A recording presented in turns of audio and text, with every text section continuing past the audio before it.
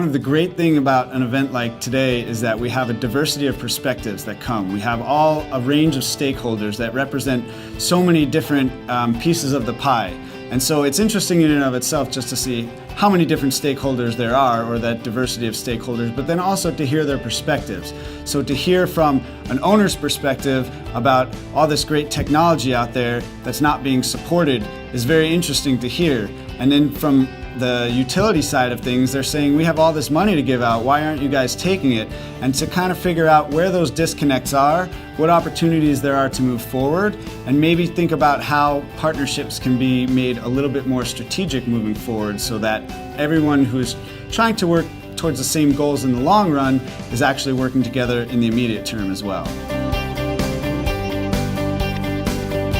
We're facing one of the worst droughts to come around in years, but of course, drought in California and water conservation is the new norm.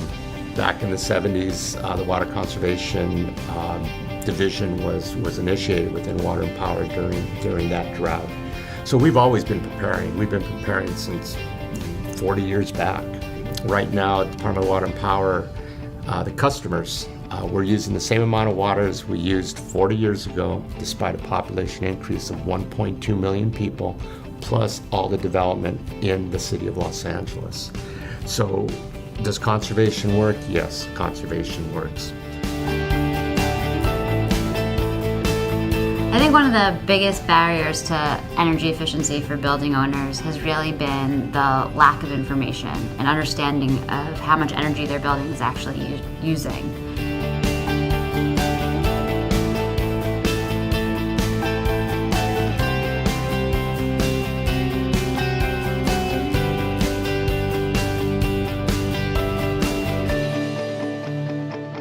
Technology is getting better and better and better, and you never should stop or sit on your laurels. I don't care if your building is rated 98, 99, 100 in Energy Star. I don't care if you're a platinum building. There's still a giant gap to improvement in a building.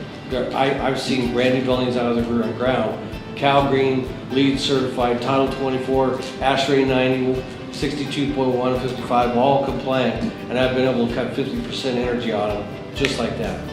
So it's not that hard to do, and with low-cost stuff, not major chiller retrofits and stuff. Just with drives, global outside air lockouts for electric strip heat, which is ridiculous in itself. But things of that nature, there's some energy efficiency is huge. Buildings, like especially in LA, are 51% of the carbon emissions are from buildings.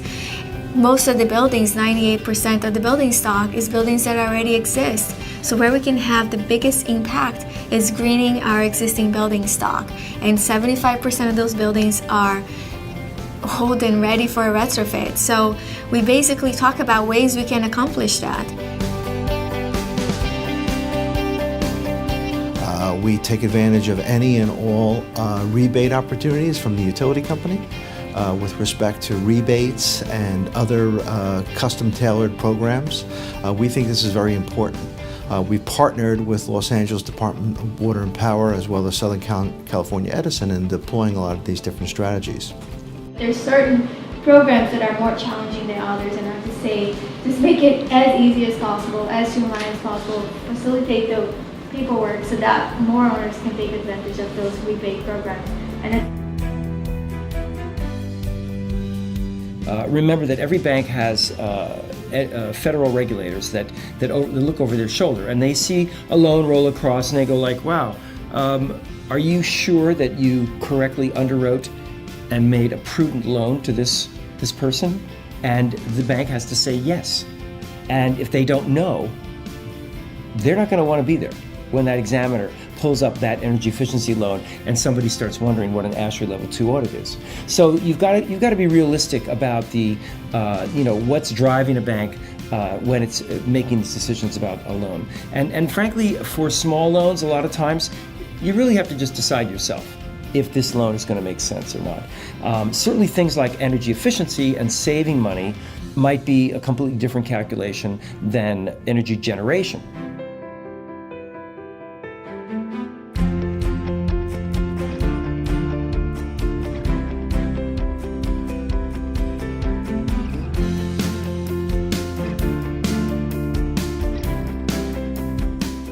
And another really important thing, one of the prerequisites actually of the Green Lease Leaders program, and Hillary was really excited to be part of the inaugural class, was the capital recovery. So as you know, no matter what happens in a building, the tenant is paying the energy and the water and the utility bill. Either they're paying it up front or they're billed back for it later.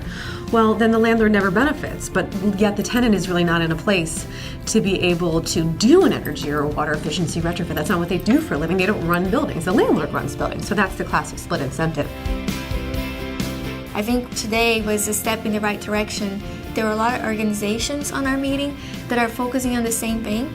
So it's good to bring everyone to the table. We had the utilities, we had someone from the senator's office, we have different organizations like BOMA, USGBC, Better Buildings Challenge, LA 2030 District. As professionals in this industry, it's really important that we're staying on top of all the latest developments and news.